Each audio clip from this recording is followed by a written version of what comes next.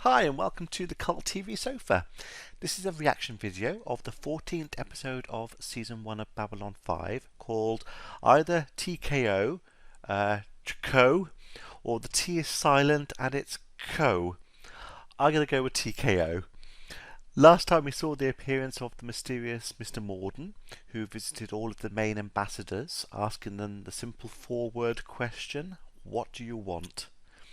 Only Londo seemed to give him the answer he was looking for, and a priceless Centauri artifact was returned to him. We do not yet know the price for this favour, or exactly who helped to achieve it. A Centauri seer also had a vision of Babylon 5 being destroyed in the future, leaving Sinclair pondering how to avoid this from happening. So let's see what happens in this episode. I'm going to put any relevant trivia that I find over here, and at the end of the reaction I'm going to be discussing what happened and my thoughts about the episode. And I'm going to start it in 3, 2, 1. Liner White Star arriving from Earth is now docking in Bay 5. Passengers will Beat up looking disembark ship. from Customs Area 7. Linnea White Star has Wolfstad. Boże mój. He obviously didn't travel too much. And I bet you two beauties are a couple of brain surgeons, huh? Oh, damn. Red 6, this is Garibaldi. I got a smiling pair of 10-15s for you, dealing in stolen Why would you give your slappers. back to him? That's a really bad mistake. Walker Smith. I heard some stuff about you too, Garibaldi. You believe it? Hell yeah.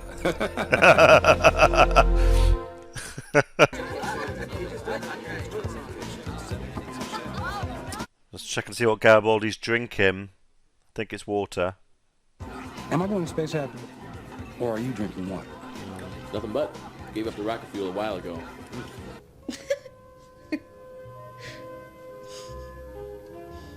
Harlan Ellison is one of the consultants on the show. And a writer. For episodes. Rabbi Kozlov. So formal? You used to call me Uncle Yossel. This is my first time among the stars, you know. Ah. Such vastness seen so close makes one feel very small. That's a hell of a thing to be... to travel to a space station away from Earth for the first time and seeing all different aliens and everything. That's special. You sat Shiva here. I haven't said Shiva. But it can still be done. I'll sit with you. I'll arrange everything. I'm afraid I can't. My duties here are very extensive. I just don't have the time. So I think there's certain rights that they're meant to... I was going to pause a sec. Certain rights that... not necessarily rights, but certain... things I'll go with for the time being that should be done or performed after a close loved one has died, but she hasn't done it. So the rabbi has come out to help her by the looks of things. So why'd you come to Babylon 5? To make history. Be the first human to fight in Mutai. Mutai? Are you out of your skull? You know what Mutai means, trial of blood? Snappy. No rounds, no rules, no gloves. Just take your opponent out. 5 aliens have been killed in there, and 10 times that number have been crippled. Surprised they let that kind of fight happen on Babylon 5. You are aware of the recent death of Susan's father? No. When did this happen? Oh, she kept it quiet. I'm not surprised. Susan has always been very private about such matters. It is Jewish tradition to mourn the dead by sitting Shiva. Susan has not done this. If you could possibly grant her a few days' leave. Certainly. She can take as much time as she needs. She's not going to appreciate him organising that. If she hasn't done this herself, and she hasn't even told Sinclair that her father died, to have all that arranged behind her back, I'm surprised he even let it happen. Surely he'd say, I'll speak to her about it first and see if that's what she wants to do. It's Triel. It's a sort of fish. The Centauri raisin. Oh, that's so weird. The menus and your diet and everything would be opened up to so many new experiences from all food from different planets. It's quite amazing. Commander Sinclair seems to think he can handle it. And he said you could have as much time as you need. You spoke to the commander about this? Yeah. Yes. My father always tried to control my life when he was alive. I don't need anyone to take his place now that he's gone. Dad, yeah. Please excuse me. He did it for the right reasons, but you shouldn't do that sort of thing behind someone's back. Relax. All I have to do is find this Mutado character who runs the show and I'm in. This place is only for Mutare. Go. Relax, E.T. I'm looking for the Mutado. How offensive was he then? Who the hell are you?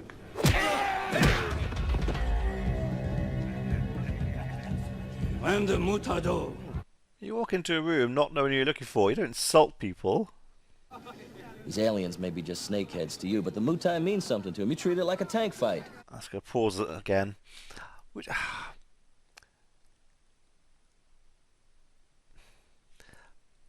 the way he's saying snakehead, it's kind of racist. But the reason I'm pausing is because I don't know what you would call it when you're against another alien species. Is that still racist, or is there another term? Speciesist? I don't know, but that's quite offensive. The things he's saying. He obviously didn't have very open views about alien species, which is a bit of a shame. Who in the hell are you? I am Caliban. You wish to fight in the Mutai? What if I do? I've already been turned down. There is another way. But it must be done properly. With respect. What's him out? Respect seems to be something he's lacking. But since P5 is quiet now, I'm granting you indefinite leave to sit Shiva for your father. That won't be necessary. May I return to my post? No, you may not. Have a chair. She's going to find this so awkward. She hates talking about her feelings and things like this. And as your friend, I'm telling you, it does no good to bottle up your feelings. You need to express your grief or it'll eat you up. My feelings are my own. And how I display them, or not, is my choice.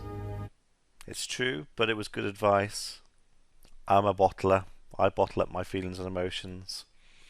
And I know it's not healthy. He's a good commander, and a good person as well, from what I've seen. He's basically sort of ultimate fighter for aliens. I think it must be hard, because a lot of alien species will be significantly stronger than a human if they got it from a high gravity or higher gravity planet, being in a, I would assume, a standard Earth gravity. They're going to be stronger. And now comes the Shorin Dior. That Christian Dior.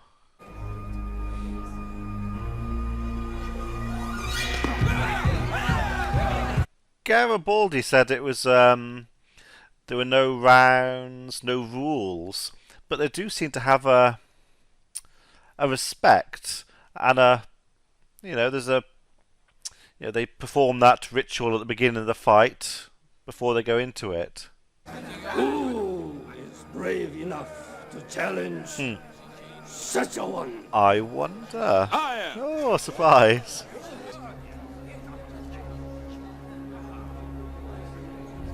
The makeup on that guy with the face and his mouth vertical, and that's quite cool. But humans have no place in the Mutai. It is ours. Why? And we will not let you dishonor it. All those other species are involved in it. Why not humans? That seems weird. I wonder if it was just one or two groups, I could understand it, but when it looks like I saw every kind of species there, that makes no sense. I blame him for denying me his love. Even as Mama became incapable of giving me hers. I needed him, Yossel. So she felt cut off. He wasn't there. And when Mother took her life and Ganya died, still he couldn't find a shred of love for me. I have to go on duty. It's not ideal for her to go on duty with her kind of role when she's just been upset like that. Her emotions and thoughts are going to be churning. Such a high-profile role, her decisions could be questionable. Certainly in the short term, maybe in an hour or two, I think she'll, calm down a bit, but that's not good. I want you to know how proud I am of you, Susan. These are his dying words. Forgive me. And she didn't, or hasn't. Stay. Help me sit Shiva. So she is going to try and forgive him. To be the best, you have to face the best. It's true. But Gior, he's going to show me where my heart is. Yeah, if you're not careful, he'll show you where your heart is by literally holding it in front of your eyes. Wow, where'd they all come from? So I'm assuming it's like a Jewish community on the station. That's nice they've all come together to support her.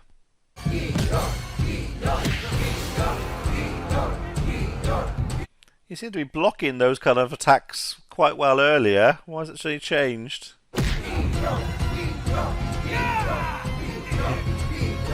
I think we all know which side he's going for. I don't know what species that fighter is, but he's obviously got a bigger forehead. I wonder if that's bone or skin or what. Because if he's headbutting, that could be quite a powerful weapon. I've never been a fan of boxing and wrestling and things like that. It's not my kind of thing.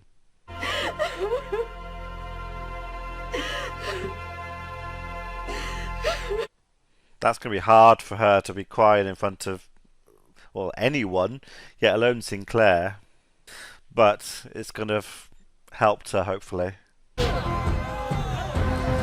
So is their blood white? Is that sort of white blood around his mouth? Well, it's either blood or he's been doing drugs in the middle of the fight. Could do to both. But I don't think that would happen. From everything they were saying about that kind of fight, it's a fight to the end. They would have kept going. I was never seen the interest in watching two people pummel each other like that. I'm ready to go back on duty, sir. Good. I've had my fill of double shifts. Well, perhaps you'll remember that next time Miss... So not only did he give her permission to take the time off, he pulled double shifts to do it. Okay. It was an alright episode. Like I said, I'm not a fan of fighting and boxing or things like that. So it's not something that's of interest to me. I don't quite understand why humans would be banned from it when every other species seem to be involved. That doesn't make sense. Yeah, I don't get that. It seemed like a convenient fact to create this story. And obviously the Ivanova side story, it was an important one for her, obviously as a character, but it was a bit obviously a slow story, not much to it as far as the progressing the whole season of Babylon 5.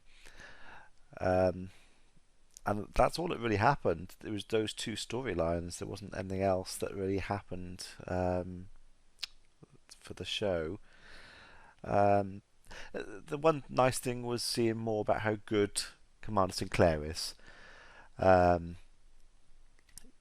He just seems like such a nice guy, doesn't he?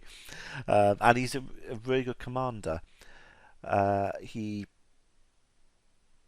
put her feelings first. Like I said, he pulled double shifts to do it. He knows the right things to say. He repeated back the the goodbye at the end there to the rabbi. He just knows the right things. He's a good command officer.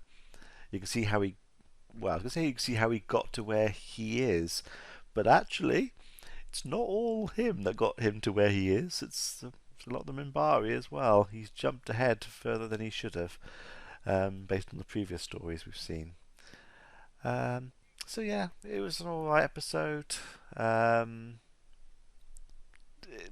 far as I'm concerned, one of the lowest of the season so far, as far as enjoyment goes. Let me know what you thought about it, and see you for the next one. Be seeing you.